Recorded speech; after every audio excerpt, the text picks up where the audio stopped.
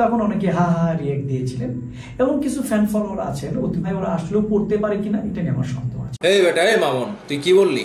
সাকিব ভক্তরা মূর্খ, পড়তে পারে না, সাকিব ভক্তরা না বুঝে হা হা রিয়েক্ট মারে? তুই যা শুরু করছিস রে মামুন, তোর কিন্তু তেল বেড়ে গিয়েছে। তোর কিন্তু তেল ছড়াই দেব। সাকিব খানের ভক্তদেরকে নিয়ে আবল তাবল মন্তব্য করতেছিস, পাগল হয়ে গেছিস নাকি? মাথার তার মার কেটে গেছে? সাকিবিয়ানরা আপনারা অনন্য মামুনকে কি বলে সম্বোধন করবেন জানি না, আমার মনে হচ্ছে তাকে পাবনা পাঠানো উচিত।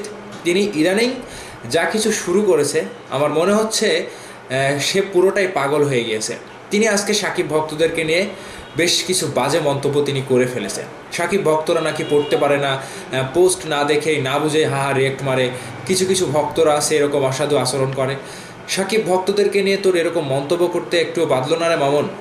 তোর আজকে দেখলাম তুই ইউটিউবিং করে খাচ্ছিস, সাকিব খানের অ্যাক্সেস পাচ্ছিস না, সাকিব খানকে নিয়ে সিনেমা তৈরি করার কোনো রাস্তা পাচ্ছিস না।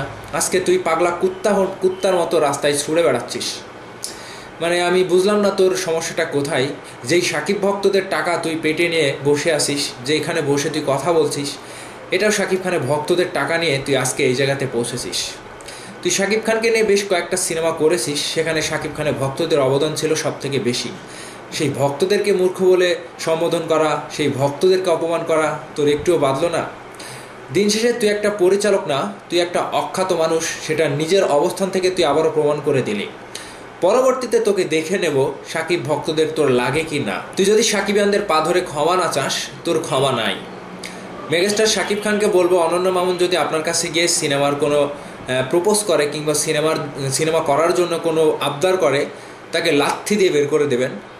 এটা তার জন্য একটা উচিত জবাব হবে।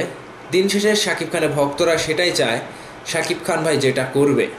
তোর মতো দু চারটা আবল তাবল পাগলা ছাগলা, মানে আমি বুঝি না তোর সমস্যাটা কোথায়, ভক্তদেরকে নিয়ে তোর সমস্যাটা কোথায়? তুই সিনেমার মানুষ, তুই সিনেমা করবি, সিনেমা বানাবি, সেটা ভক্তরা দেখবে। আর এখন তুই সিনেমার ইনকাম নিয়ে, সিনেমার বাজেট নিয়ে তোর চুলকানিটা কোথায় উঠলো আমি বুঝলাম না। আর এখানে সাকিব খানের ভক্তদেরকে তুই টেনে কথা বললি কেন? তুই কি জানিস না সাকিবিয়ানরা কি পারে কি না পারে?